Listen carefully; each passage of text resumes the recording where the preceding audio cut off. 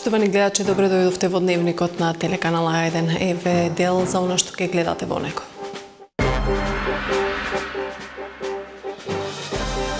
Дванаесет деловни субјекти и 15 вработувања. Искористени мерките од продолжението на проектот Македонија вработува во Валандово.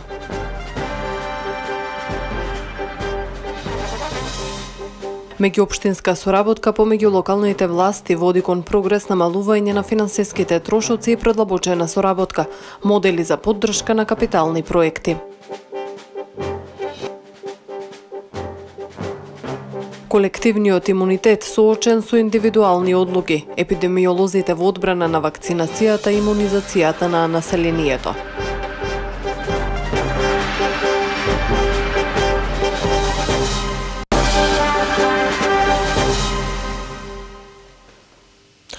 Сообраќајниците околу Собранието на Република Македонија, кои по завчерашните нереди беа блокирани од полицијата, изутринава се отворени за сообраќај. Околу Собраницката зграда и натаму има засилено полициско присуство. Во инцидентите што се случија во четврток од вечерта, откако група граѓани влегоа во Собранието по постапката на СДСМ и албанските партии за избор на Талат Џафери за претседател на Собранието, како што информира МВР, беа повредени 109 лица, од кои 83 побарале лекарска помош во државните клиники. Полицијата за настаните во и околу законодавниот дом привела 8 лица, а обезбеден е и видеоматеријал од Собранието со цел идентификација на лицата кои предизвикуваа нереди и насилства. Незаконскиот обид за избор на претседател во Собранието треба да биде поука за сите дека во иднина не треба да се преземаат останати неделовнички, незаконски изнасилени чекори, рече вчера премиерот Емил Димитриев. Македонија според него преживеа драматичен, непријатен, тежок и непосакуван ден. Македонија вчера преживеа драматичен, непријатен, тежок и непосакуван ден. За жал, бевме сведоци на насилство кој не му одговара никому и од кое сите ние како граѓани сме засрамени. Пред се заради имиджот и интересот на Република Македонија. Го осудувам насилството од секој облик. Физичкото насилство од злонамерни поединци врз пратениците, насилството кој го доживеа и граѓаните, и насилството врз процедурите, деловникот, законот и уставот. Би сакал на повредените да им посакам што побрзо опоравување и сакам да апелирам на враќање на состојбата во нормала. Го осудувам изведувањето на химна на странска држава во Македонското собрание. Како премиер не се согласувам со неделовничкиот начин за незаконски обид за избор на претседател на собранието и ускратување на правото на говор на пратениците.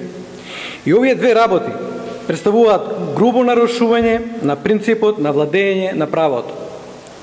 Ваквиот незаконски обид за избор на претседател на собранието треба да биде поука за сите дека во иднина не треба да се превземаат останати неделовнички, незаконски и изнасилени чекори во собранието, бидејќи може да создадат огромни ризици и расцеп во граѓанското ткиво.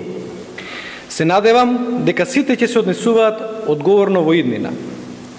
Не се согласувам и со обидот на министерот за внатрешни работи, Арбен Нухију, да персонализира некаква наводна одговорност во директорот на Бирото за јавна безбедност Митко Чавков и во полициските професионалци и припадниците на полицијата.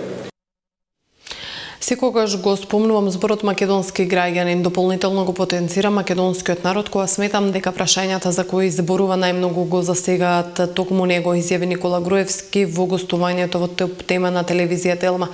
Тој кажа дека чувствувал дека треба да го информира народот за мојката која сега ја има тој и ВМРО ДПМН, дека имаат ограничена мојк и дека ако некој реши да ја протурка платформата на сила, ќе ја протурка.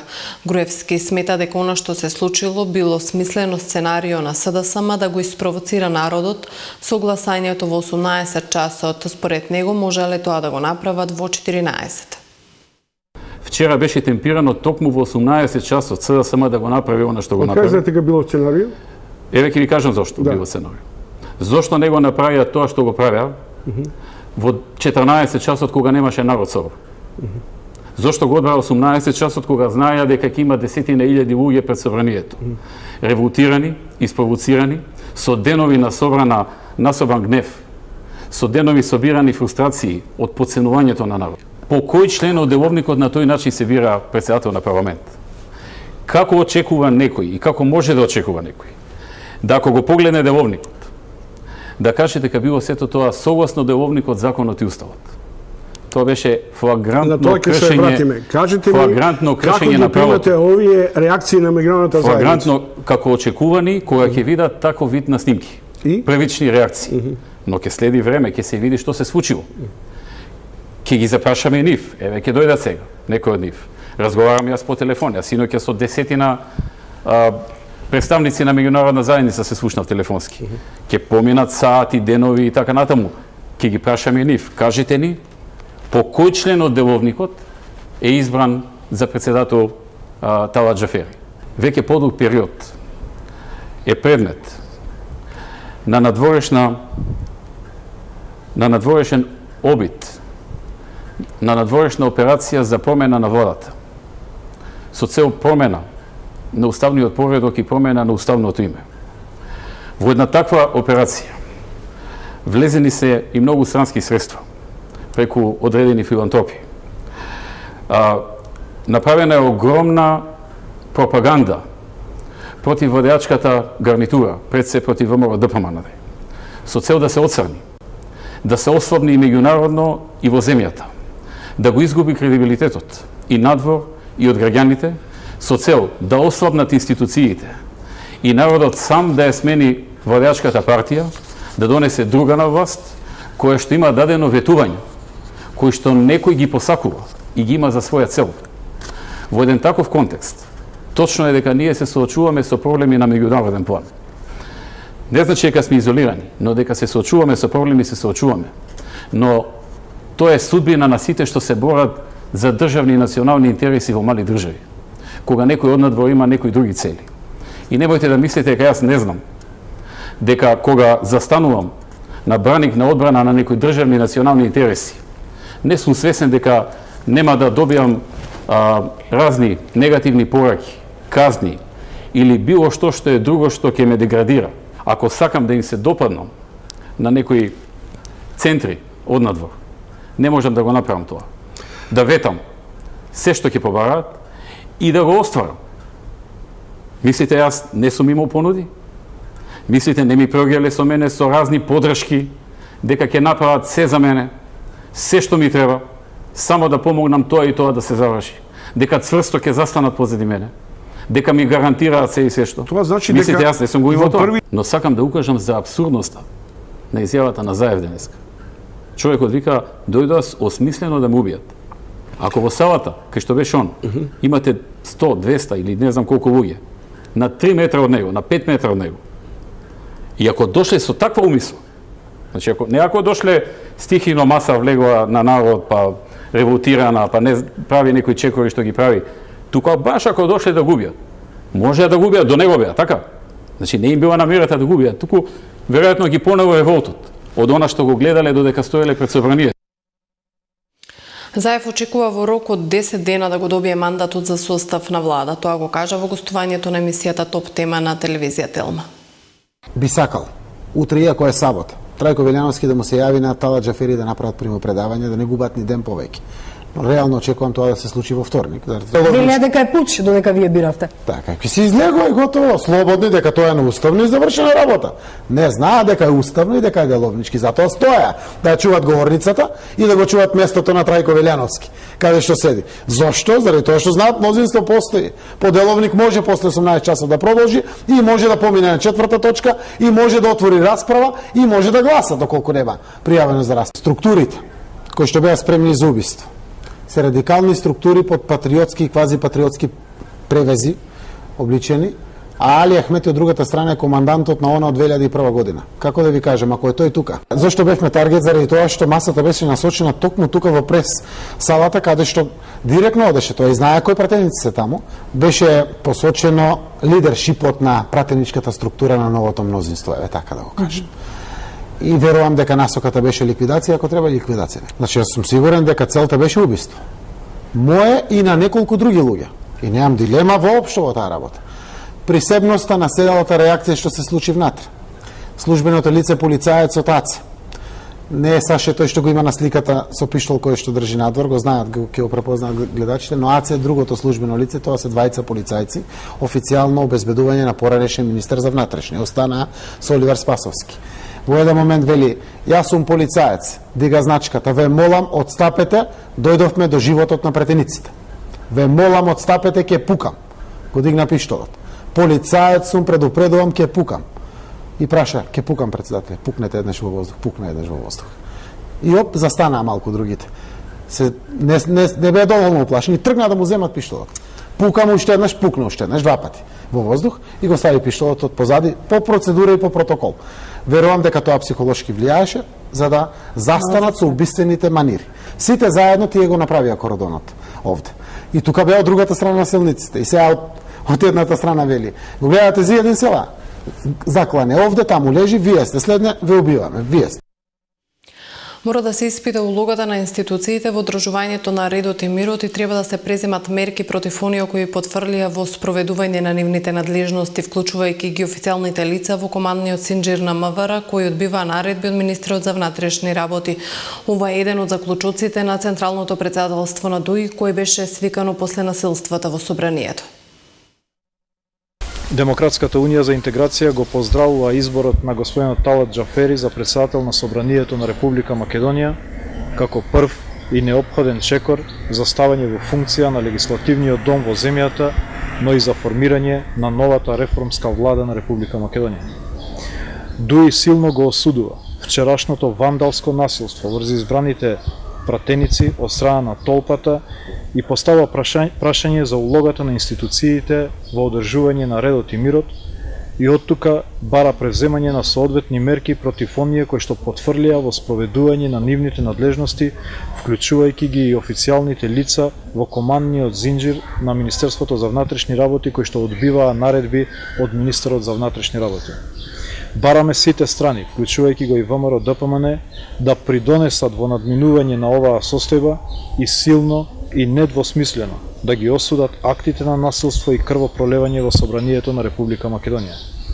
Ги повикуваме сите граѓани, посебно албанците и електоратот на ДУИ, да останат воздржани и да ја зачуваат ладнокрвноста и да не потпаднат на провокација од овие вандалски настани. Основното јавно обвинителство Скопје денеска соопшти дека е во постојана комуникација со Министерството за внатрешни работи во врска со идентификација на учесниците во нередите кои се случија во Собранието на Република Македонија. До овој момент не е поставена правна квалификација на извршените кривични дела. Дежурните јавни обвинители редовно се известувани за текот на настаните и дават насоки за натамошно постапување на полицијата, стои во соопштението на Основното јавно обвинителство, објавено на нивната веб страница. При прием на информации, како што се наведува согласно на поединечните настани, се преземаат конкретни мерки и действија. Поради обемноста во постапувањето на обвинителството до овој момент се вклучени 6 јавни обвинители, но согласно потребите бројката на вклучени јавни обвинители се очекува да се зголеми, а се во насока на брзо и ефикасно расветлување на овие кривично-правни настани, се вели во соопштението. До овој момент, информираат од Основното јавно обвинителство, не е поставена правна квалификација на извршените кривични дела. Поставувањето на конкретна правна квалификација за секое лице за кое ќе се утврди дека сторило кривично дело ќе биде сторено откако ќе се собере потребниот доказен материјал одделно за секое лице инволвирано во кривично-правните настани и по утврдувањето на фактите. Од тука ја известуваме јавноста дека Основното јавно обвинителство Скопје нема направено никаква преквалификација на кое било кривично дело и дека досега објавените информации во дел од медиумите се шпекулација, се наведува во соопштението. Од Основното јавно обвинителство посочуваат дека бројот на лицата лишени од слобода, конкретните дејства на истражните органи, како и на тамошните дејства кои ќе бидат преземени, јавното обвинителство ќе ги соопшти на јавноста кога ќе се создадат услови за тоа и откако надлежните јавни обвинители ќе завршат со првично утврдување на фактите.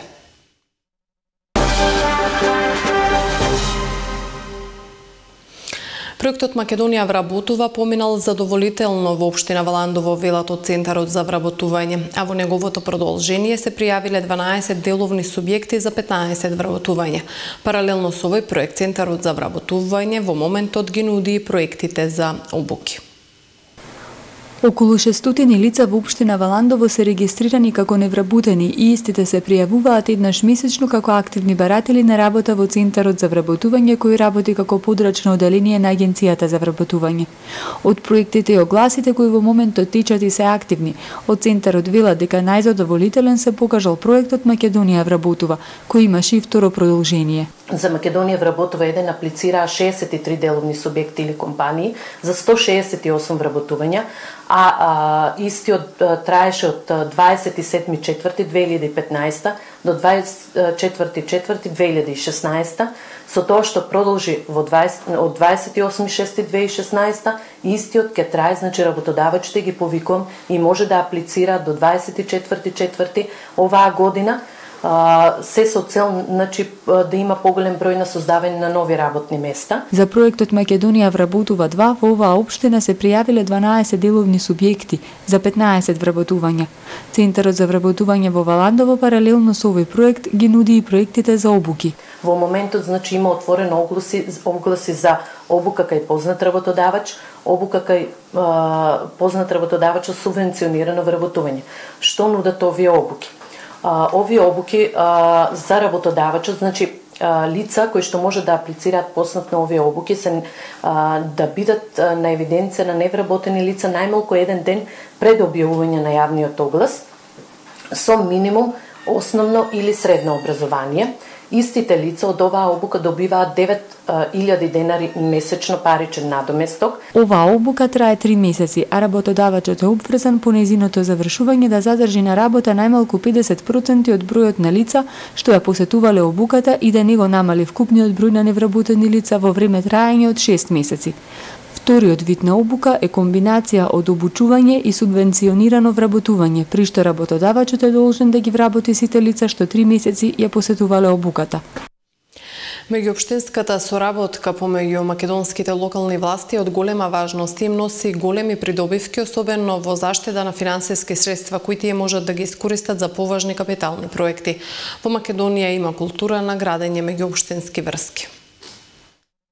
Општините Василево, Босилово и Ново село пионери во воспоставувањето на меѓуопштинска соработка. Според доктор Билјана Цветановска-Гуговска, државен секретар во Министерството за локална самоуправа, меѓуопштинската соработка е важен сегмент за функционирањето на локалната самоуправа. Според неа, во Македонија има култура на градење на меѓуопштински врски. 62 општини во земјава имаат воспоставено меѓуопштинска соработка, што им овозможува заштеда од 12% од буџетот со кој располагаат. Морам да истакнам дека првиот пример за воспоставување на меѓуопштинска соработка доаѓа токму од овој регион. Станува збор за меѓуопштинска соработка воспоставена помеѓу општините Василево, Босилово и Ново село, кои што беа пионери во воспоставувањето на заедничка меѓуопштинска соработка, за која што ние и ги наградивме како прва пракса во Република Македонија.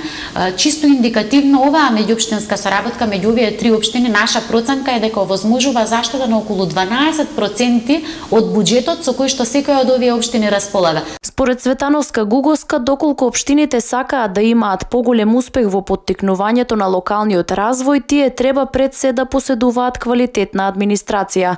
Освен тоа, важен фактор за македонските општини кои тие треба да го имаат предвид е политиката на вмрежување и на изнаоѓање партнерства. Значи, прв предуслов е општините да се фокусираат на доразвивање на квалитетни административни капацитети, но и политика на задржување на квалитетните административни капацитети, бидејќи во изминатиот период веќе се оформија одредени нивоа на капацитети во општините, кои што навистина би било жално доколку не се успее да се задржат или пак да се мотивираат за да продолжат да ја вршат работата онака квалитетно како што ја вршеа во минатиот период. Освен улеснетата размена на информации и комуникација, меѓуопштинската соработка им овозможува на општините и заштеда на финансиски средства.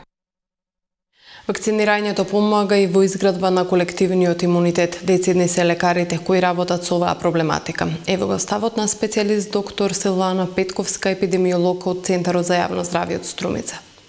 Мислам дека многу ќе е доволно само ако го кажам зборот дека вакцинацијата е една од најголемите придобивки во историјата на медицината.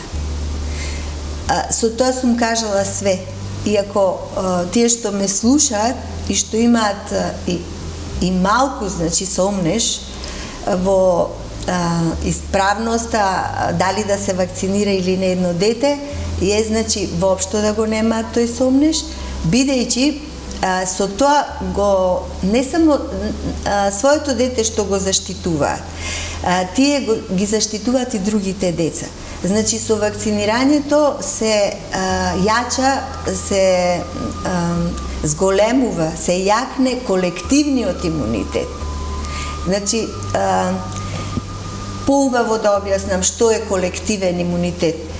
Вие знаете дека пред 72 година кај нас е воведена, еве конкретно ќе кажам, значи вие не сакате може би да кажете конкретно за која вакцина станува збор што направи една, да речам, збунетост и еуфорија кај луѓето, за жал не само кај масите, општата популација, туку и кај нас здравствените работници, што сакам да ја побијам. Значи, морбили вакцината против морбили или малите сипаници во нашата држава е воведена во 1972 година како редовна вакцина во календарот за имунизација. Ако видите вие пред 72 година колку многу јавување имало на ова заболување, ќе видите дека после воведување на вакцинацијата тој трендот нагло опаѓа. Значи, зависно нели од опфатноста. Меѓутоа, ние имаме години кога воопшто по цела година не е пријавен случај на морбили. Значи, баш заради ова што сега го споменавте, за жал во 2013 година кај нас се импортира, значи се внесе. Многу сме близко со околните наши земји кај што го имаше ова заболување, така да и кај нас, меѓутоа удри онаму каде што имаше поволен терен, подлога, тоест онаму каде што не беа вакцинирани децата.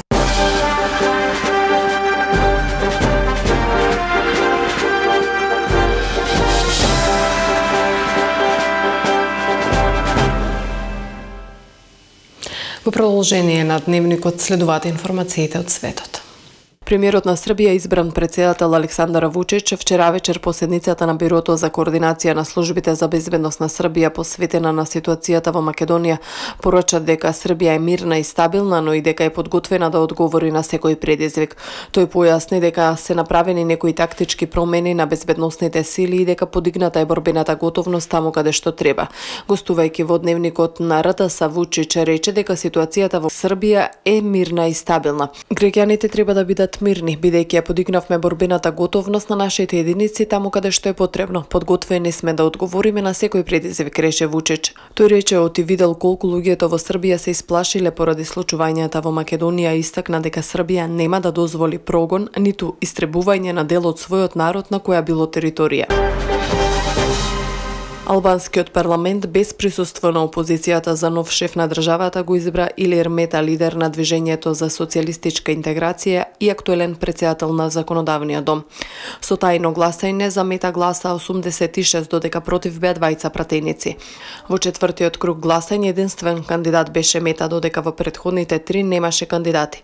Албанскиот законодавен дом брои 140 пратеници.